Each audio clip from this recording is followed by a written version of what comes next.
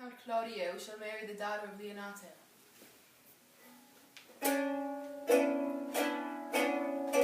Yeah, my lord, but I can cross it.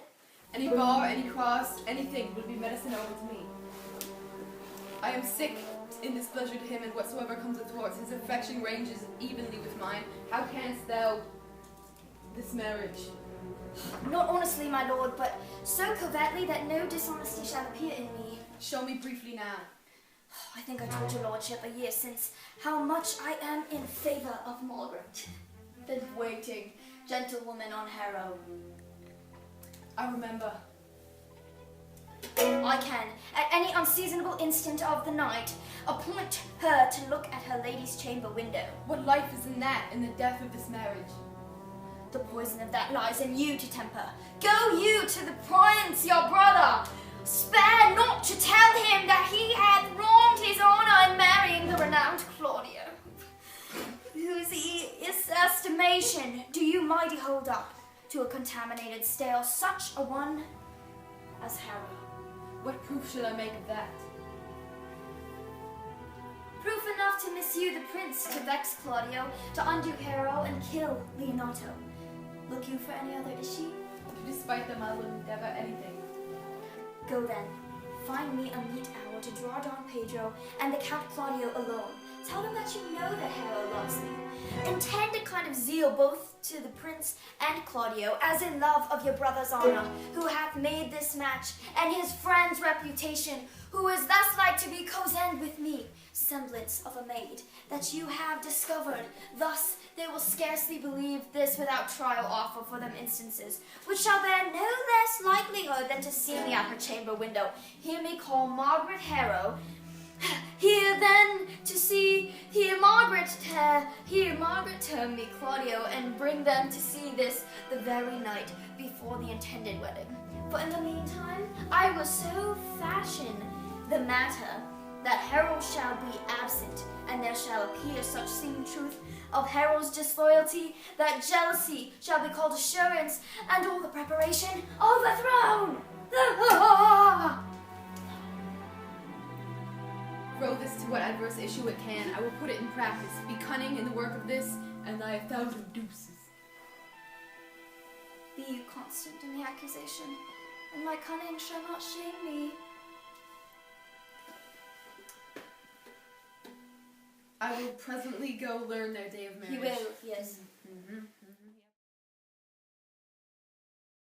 Boy! Signor!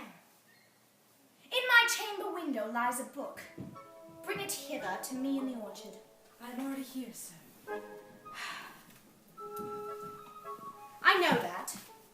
But I would have thee hence, and here again. I do much wonder that one man, seeing how another man is a fool when he dedicates his behaviours to love, after he hath taught such a shallow follies in others, become the argument of his own scorn by falling in love. And such a man is Claudio! I have none when he was to music with him, but the drum and the fife, and now he had rather heart arbor in the pipe, and I have known that he would name walked a mile and sea in good armour, and now he will lie 10 nights, and be arbing the fashion of a new doublet. He was wont to speak plain, and to the purpose, like an honest man, and a soldier. Now he has turned to orthography. His words are a very fantastical banquet, just so many strange dishes. May I be so converted and see with these eyes, I cannot tell, I think not. I will not be sworn by love, may transform me to an oyster, but I'll take my oath on it till hath made an oyster of me. He shall never make such a fool of me. One woman is fair, yet I am well, another virtuous, yet I am well, another wise, yet I am well. But till all graces be in one woman shall not come into thy grace. Rich she shall be, that is for certain. Wise, yet or all none. Virtuous, or all none. Fair, or I'll never look upon her. Mild, or come not near me. Noble, or not I for an angel. Of good discourse, an excellent musician, and her hair shall be of what colour it please God. Ha! The prince and Monsieur Love. I shall hide me in the archer. Come, shall we hear this music? Yea, my good lord, how still the evening is, as hushed, as purpose, as voice. See you where Benedict hath hid himself. Oh, very well, my lord, the music ended.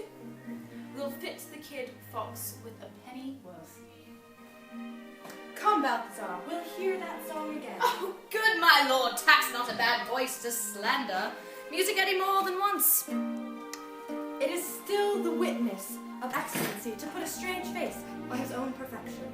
I pray thee, sing, and let me woo no more. Because you talk of wooing, I will sing.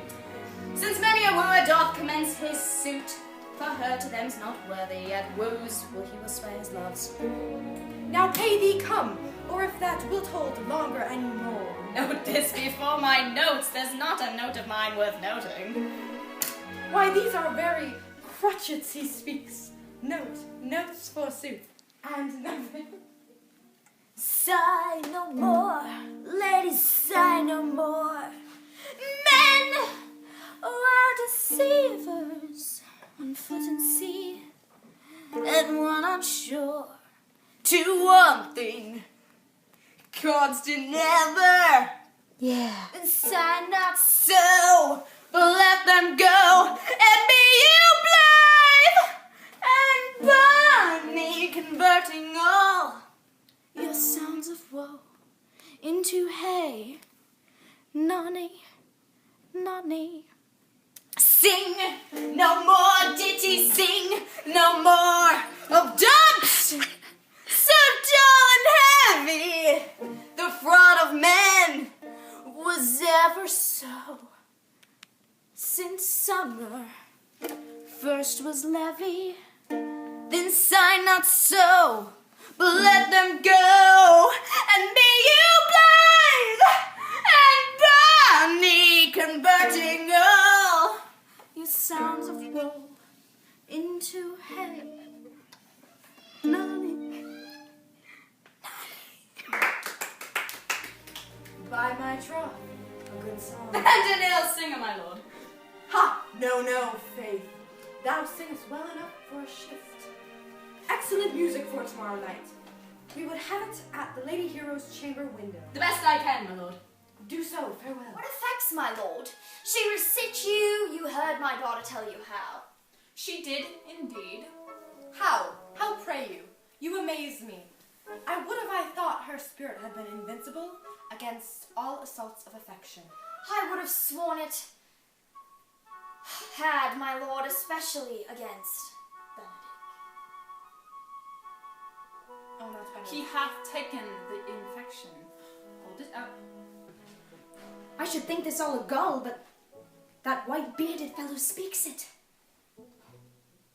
And every cannot sure hide himself in such reference. Hath she made her affection known to Benedict? No, and swears she never will. That's her torment.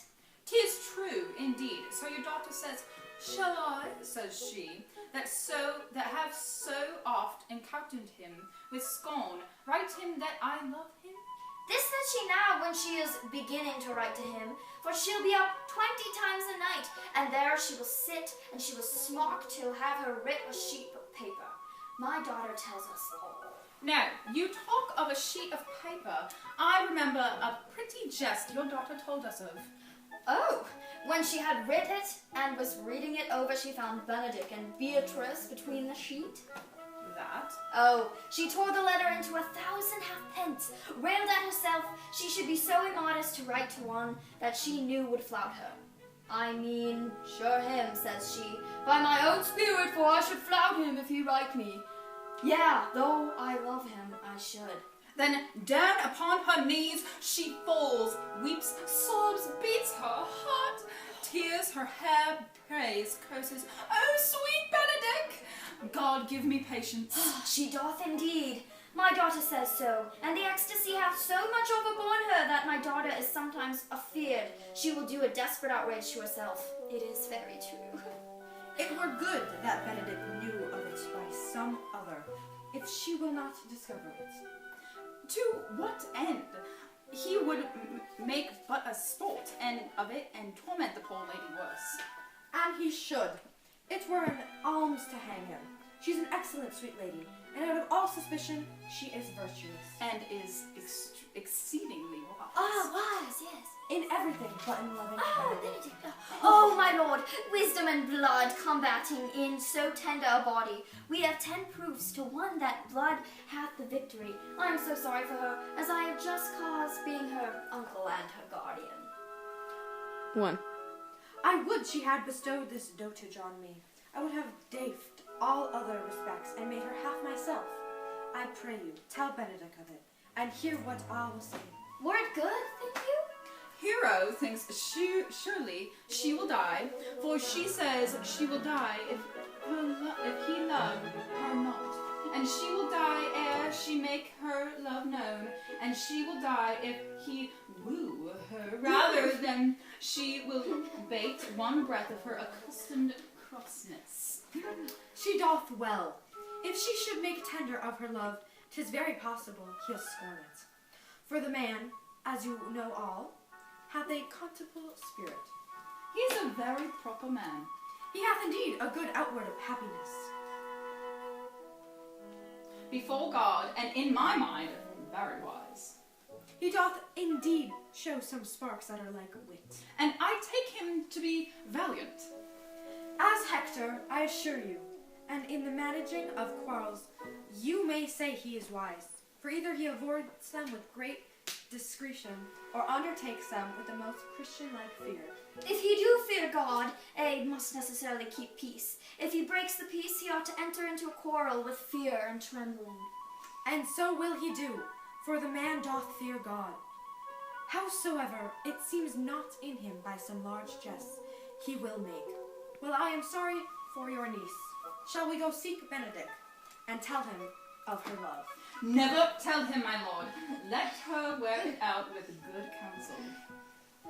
Nay, that's impossible. She may wear her heart out first. Well, we will hear further of it by your daughter. Let it cool the while. I love Benedict well, and I could wish he would modestly examine himself, to see how much he is unworthy so good a lady. My lord, will you walk? Dinner is ready. If he do not dote her upon this, I will never trust my expectation. Let there be the same net spread for her, and the must your daughter and gentlewoman carry. The sport will be, when the hold one an opinion of another's dotage, and no such matter. That's the scene that I would see, which will be merely a dumb show. Let us send her to call him in to dinner. Cometh. This can be no trick. The conquerors was sadly born. They have the truth of this from Hero. They seem to pity the lady. It seems her affections have their full bent. Love me? Why, it must be requited. I hear how I am censured. They say I will bear myself proudly, that I perceive the love come from her. They say, too, that she would rather die than give off any sign of affection. I did not never think to marry. I must not seem proud. Happy are they that they hear the distractions and can put them to mending. They say the lady is fair. 'Tis a truth. I can bear them witness, and virtuous 'tis so. I cannot reprove it. Wise, but for loving me. By my troth, this is no addition to her wit. No great argument of her folly. I will be horribly in love with her. I may chance have some odd quirks and remnants of wit broken on me, because I have so railed so long against marriage. But doth not the appetite alter? Man loves the meat of his youth that cannot endure in his age. Shall quips and sentences and these paper bullets of the brain of man of the career of his humor? No! The world must be supplied! When I said I would die a bachelor, I did not think I should live till I were married. Here comes Beatrice.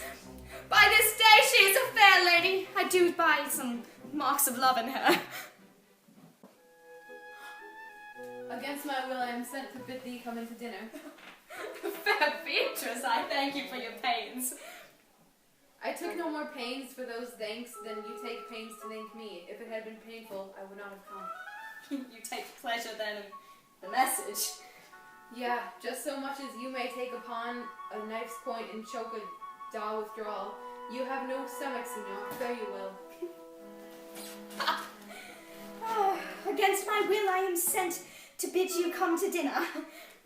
There's a double meaning in that. I took no more pains for those thanks than you took pains to me. That's as much to say, any pains that I take for you is as easy as thanks. If I do not take pity of her, I am a villain. If I do not love her, I am a Jew. I will go get her picture!